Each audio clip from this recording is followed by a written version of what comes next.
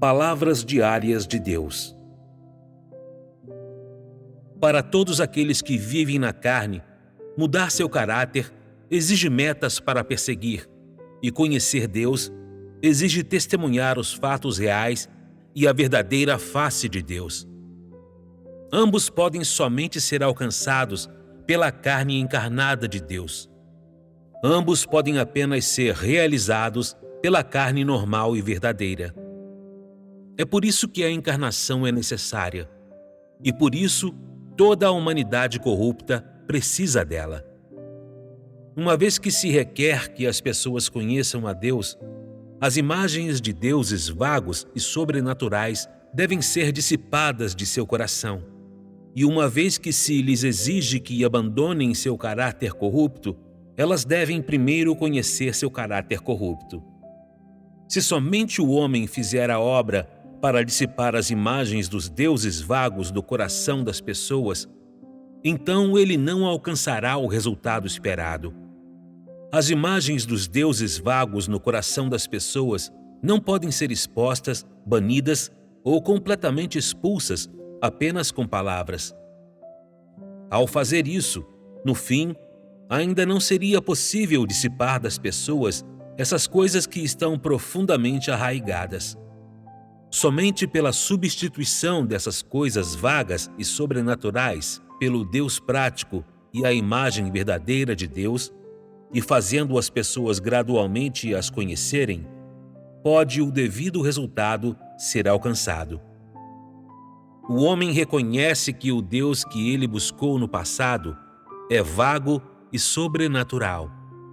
O que pode alcançar esse efeito não é a liderança direta do Espírito, muito menos os ensinamentos de certo indivíduo, mas o Deus encarnado. As noções do homem são descobertas quando o Deus encarnado realiza sua obra, porque a normalidade e a realidade do Deus encarnado são a antítese do Deus vago e sobrenatural na imaginação do homem. As noções originais do homem somente podem ser reveladas quando contrastadas com o Deus encarnado. Sem a comparação do Deus encarnado, as noções do homem não poderiam ser reveladas. Em outras palavras, sem o contraste da realidade, as coisas vagas não poderiam ser reveladas. Ninguém é capaz de usar palavras para fazer essa obra, e ninguém é capaz de enunciar essa obra usando palavras. Somente o próprio Deus pode fazer sua própria obra, e ninguém mais pode fazer essa obra no lugar dele.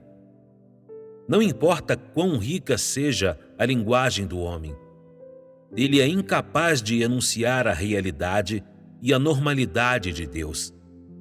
O homem apenas pode conhecer a Deus mais praticamente e vê-lo mais claramente se Deus operar pessoalmente entre os homens e mostrar-lhes de forma completa sua imagem e seu ser. Esse resultado não pode ser alcançado por nenhum homem carnal. Claro, o Espírito de Deus é também incapaz de alcançar esse resultado. Deus pode salvar o homem corrupto da influência de Satanás, mas essa obra não pode ser completamente realizada pelo Espírito de Deus. Ao contrário, pode ser realizada apenas pela carne que o Espírito de Deus veste, pela carne encarnada de Deus. Essa carne é um homem e é também Deus.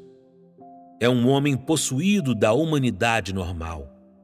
E é também Deus possuído da divindade plena. E assim, embora essa carne não seja o Espírito de Deus e difira grandemente do Espírito, ainda assim é o próprio Deus encarnado que salva o homem, que é o Espírito e também a carne. Não importa como ele é chamado, afinal, ainda é o próprio Deus quem salva a humanidade. Pois o Espírito de Deus é indivisível da carne, e a obra da carne é também a obra do Espírito de Deus. É que essa obra não é realizada apenas usando a identidade do Espírito, mas é realizada usando a identidade da carne.